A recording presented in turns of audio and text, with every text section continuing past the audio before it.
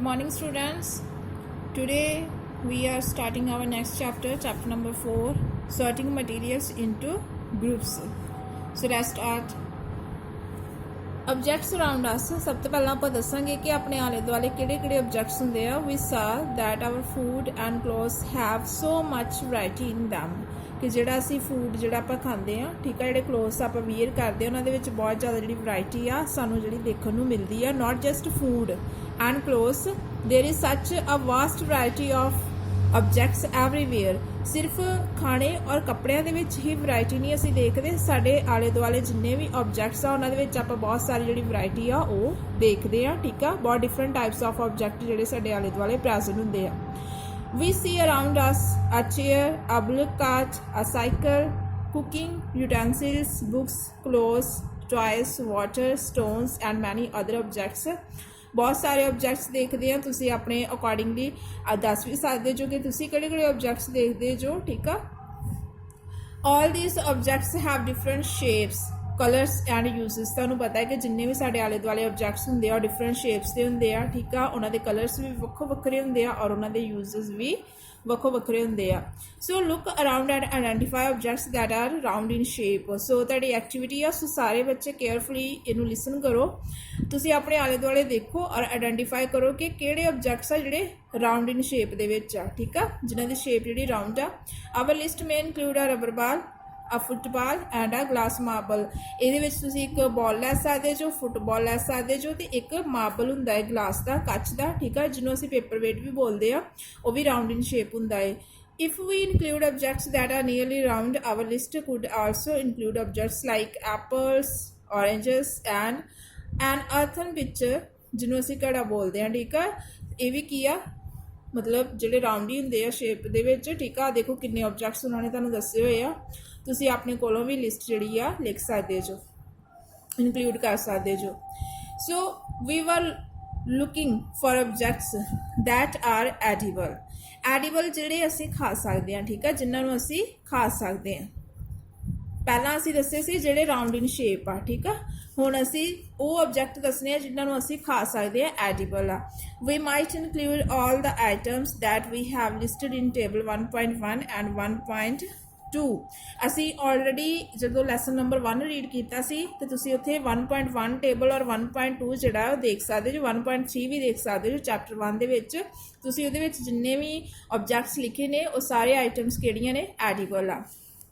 We might also find that some of those round shaped objects we just listed out are also in this group. ठीक है, round shape ਜਿਹੜੇ ਤੁਸੀਂ ਕੀਤੇ ਹੋਏ ਆ, ਜਿਸ ਤਰ੍ਹਾਂ ਐਪਲਸ, ਔਰੇਂਜਸ. ਠੀਕ ਆ, ਉਹ ਵੀ ਤੁਹਾਨੂੰ ਪਤਾ ਐਡੀਬਲ ਆ. ਐਪਲ ਵੀ ਅਸੀਂ ਖਾਂਦੇ ਆ, ਔਰੇਂਜ ਵੀ ਅਸੀਂ ਖਾਂਦੇ ਆ. ਠੀਕ ਆ, ਉਹਨੂੰ ਵੀ ਅਸੀਂ ਆਪਣੀ ਐਡੀਬਲ ਲਿਸਟ ਦੇ ਵਿੱਚ ਇਨਕਲੂਡ ਕਰ ਸਕਦੇ ਆ.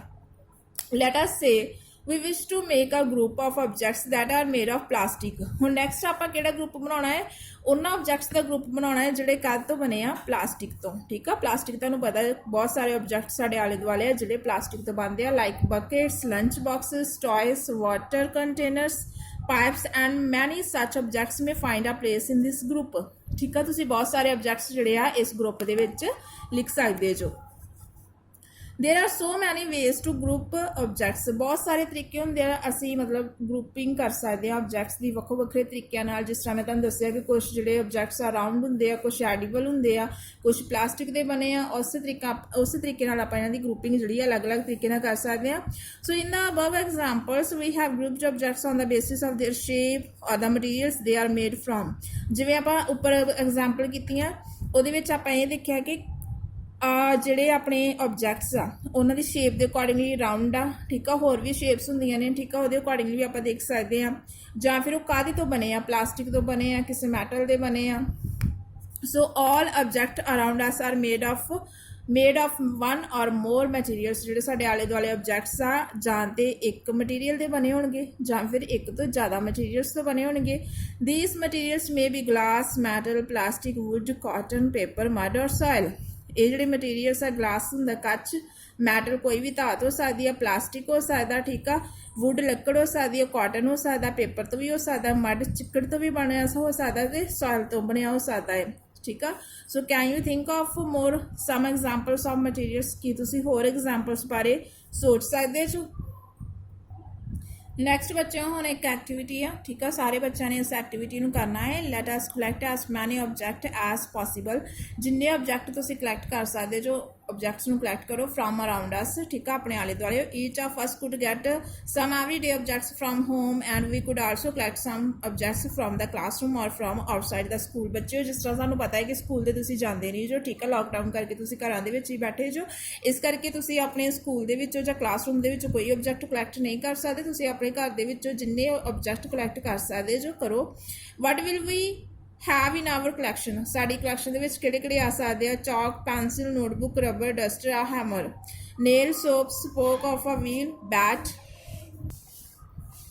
matchbox salt potato we can also list objects that we can think of but cannot bring to the classroom for example wall trees doors tractor road ਭਾਵ ਬੱਚਿਓ ਕਿ ਤੁਸੀਂ ਕਲੈਕਸ਼ਨ ਕਰਨੀ ਹੈ ਠੀਕ ਆ ਬਟ ਆਪਾਂ ਸਕੂਲ ਤੇ ਜਾਂਦੇ ਨਹੀਂ ਇਸ ਕਰਕੇ ਆਪਾਂ ਕਲਾਸ ਦੇ ਵਿੱਚ ਨਹੀਂ ਲੈ ਕੇ ਆਉਣੇ ਤੁਸੀਂ ਆਪਣੇ ਕੋਲ ਹੀ ਜੋ ਤੁਹਾਨੂੰ ਹੋਮਸ ਦੇ ਵਿੱਚ ਜਿਹੜੀਆਂ ਆਬਜੈਕਟਸ ਤੁਹਾਨੂੰ ਜਿਹੜੇ ਆ ਈਜ਼ੀਲੀ ਮਿਲ ਸਕਦੇ ਆ ਤੁਸੀਂ ਉਹਨਾਂ ਨੂੰ ਕਲੈਕਟ ਕਰ ਸਕਦੇ ਜੋ ਕੁਛ ਇਹੋ ਜਿਹੇ ਵੀ ਆਬਜੈਕਟ ਹੈਗੇ ਆ ਜਿਹੜੇ ਤੁਸੀਂ ਆਪਣੇ ਘਰ ਦੇ ਵਿੱਚ ਨਹੀਂ ਲਿਆ ਸਕਦੇ ਜਿਵੇਂ ਵਾਲ ਕੀ ਹੁੰਦੀ ਆ ਤੁਹਾਨੂੰ ਚੰਗੀ ਤਰ੍ਹਾਂ ਪਤਾ ਕੰਧ ਨੂੰ ਆਪਾਂ ਦੀਵਾਰ ਨੂੰ ਬੋਲਦੇ ਆ ਵਾਲ ਟਰੀਸ ਡੋਰਸ ਜਿੰਨੇ ਵੀ ਹੁੰਦੇ ਟਰੈਕਟਰਸ ਜਿਵੇਂ ਰੋਡ ਹੋ ਗਿਆ ਇਹ ਸਾਰੇ ਹੈ ਤੇ ਆਬਜੈਕਟ ਆ ਠੀਕ ਆ ਬਟ ਤੁਸੀਂ ਇਹਨੂੰ ਕਲੈਕਟ ਨਹੀਂ ਕਰ ਸਕਦੇ after that separate all objects from this collection that are made from paper or wood ਦੇਖੋ ਤੁਸੀਂ ਆਬਜੈਕਟਸ ਜਿਹੜੇ ਆ ਕਲੈਕਟ ਕਰਨੇ ਆ ਤੁਹਾਡੀ ਆਪਣੀ ਕਲੈਕਸ਼ਨ ਹੋਣੀ ਚਾਹੀਦੀ ਉਸ ਤੋਂ ਬਾਅਦ ਤੁਸੀਂ ਉਹਨੂੰ ਸੈਪਰੇਟ ਕਰਨਾ ਹੈ ਸੈਪਰੇਟ ਕਿਸ ਤਰੀਕੇ ਨਾਲ ਕਰਨਾ ਦੇਖੋ ਜਿਹੜੇ ਪੇਪਰ ਦੇ ਬਣੇ ਆ ਉਹਨੂੰ ਅਲੱਗ ਕਰ ਦਿਓ ਜਿਹੜੇ ਵੁੱਡ ਦੇ ਬਣੇ ਆ ਉਹਨੂੰ ਅਲੱਗ ਕਰ ਦਿਓ this way we have divided all objects into two groups ਇਸ ਤਰੀਕੇ ਨਾਲ ਜੇ ਸਪੋਜ਼ ਕਰੋ ਤੁਹਾਡੇ ਕੋਲ 10 ਆਬਜੈਕਟਸ ਆ ਤੁਸੀਂ ਉਹਨੂੰ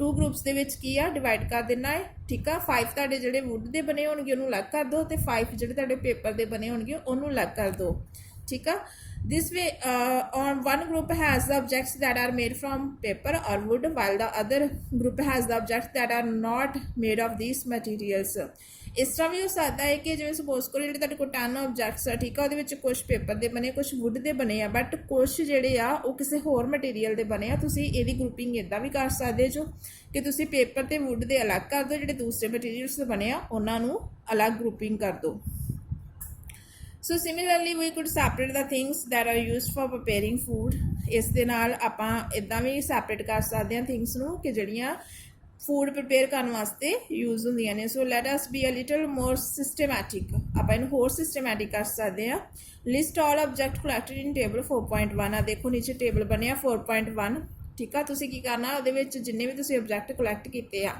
ਉਹਨਾਂ ਨੂੰ ਤੁਸੀਂ ਲਿਖ ਲੈਣਾ ਹੈ ਇੱਕ ਟੇਬਲ ਦੇ ਵਿੱਚ ਔਰ ਇਹ ਐਕਟੀਵਿਟੀ ਤੁਸੀਂ ਸਾਰੇ ਬੱਚਿਆਂ ਨੇ ਕਰਨੀ ਆ ਕਮ ਸੇ ਕਮ ਤੁਸੀਂ 10 ਆਬਜੈਕਟਸ ਜਿਹੜੇ ਆ ਉਹ ਕਲੈਕਟ ਕਰਨੇ ਆ after that try to identify the materials that each one is made of ਫਿਰ ਤੁਸੀਂ ਆਇਡੈਂਟੀਫਿਕੇਸ਼ਨ ਕਰੋ ਕਿ ਜਿਹੜੇ ਮਟੀਰੀਅਲਸ ਤੁਸੀਂ ਕਲੈਕਟ ਕੀਤੇ ਆ ਆਬਜੈਕਟ ਕਲੈਕਟ ਕੀਤੇ ਆ ਉਹ ਕਾਹਦੇ ਬਣੇ ਆ it would be fun to make this a large table collecting information about as many objects as possible ਠੀਕ ਹੈ ਇਹ ਬਹੁਤ ਤੁਹਾਨੂੰ ਅੱਛਾ ਵੀ ਲੱਗੇਗਾ ਕਿ ਜੇ ਤੁਸੀਂ ਉਹਨਾਂ ਦੀ ਇਨਫੋਰਮੇਸ਼ਨ ਜਿਹੜੀ ਕਲੈਕਟ ਕਰੋ ਔਰ ਕਲੈਕਟ ਕਰਨ ਤੋਂ ਬਾਅਦ ਤੁਸੀਂ ਉਹਨੂੰ ਟੇਬਲ ਦੇ ਵਿੱਚ ਲਿਖੋ it may seem difficult to find out the materials out of which some of these objects are made in such cases discuss with your friends teacher and parents to identify the materials ਹੋ ਸਕਦਾ ਕਿ ਤੁਹਾਨੂੰ ਕੁਝ materials ਬਾਰੇ ਨਾ ਪਤਾ ਹੋਵੇ ਕਿ ਉਹ ਮਟੀਰੀਅਲਸ ਕਾਹਦੇ ਬਣੇ ਆ ਠੀਕ ਆ ਤੁਸੀਂ ਆਪਣੇ ਐਲਡਰਸ ਦੀ ਹੈਲਪ ਲੈ ਕੇ ਤੁਸੀਂ ਉਹਨੂੰ ਆਇਡੈਂਟੀਫਿਕੇਸ਼ਨ ਕਰ ਸਕਦੇ ਜੋ ਠੀਕ ਆ ਸੋ ਤੁਸੀਂ ਇਸ ਤਰੀਕੇ ਨਾਲ ਚਾਰਟ ਪ੍ਰਪੇਅਰ ਕਰਨਾ ਹੈ ਆਬਜੈਕਟਸ ਇੱਕ ਸਾਈਡ ਲਿਖ ਲੈਣੇ ਆ materials they are made of ਜਿਵੇਂ ਦੇਖੋ ਉਹਨਾਂ ਨੇ ਇੱਕ ਐਗਜ਼ਾਮਪਲ ਦਿੱਤੀ ਆ plate the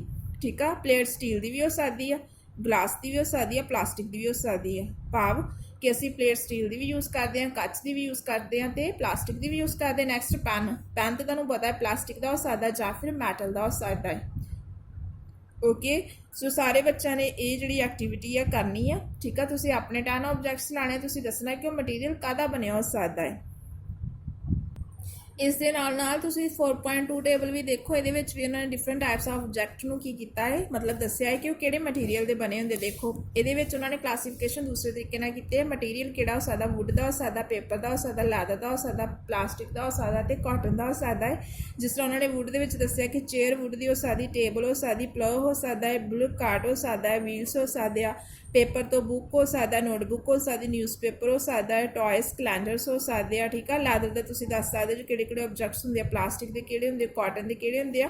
so it is your homework ਕਿ ਤੁਸੀਂ 4.1 ਐਕਟੀਵਿਟੀ ਕਰਨੀ ਆ ਔਰ 4.2 ਐਕਟੀਵਿਟੀ ਕਰਨੀ ਆ ਔਰ ਕਰਕੇ ਜਿਹੜੀਆਂ ਮੈਨੂੰ ਪਿਕਸ ਆ ਉਹ ਸੈਂਡ ਕਰਨੀਆਂ ਹੈ।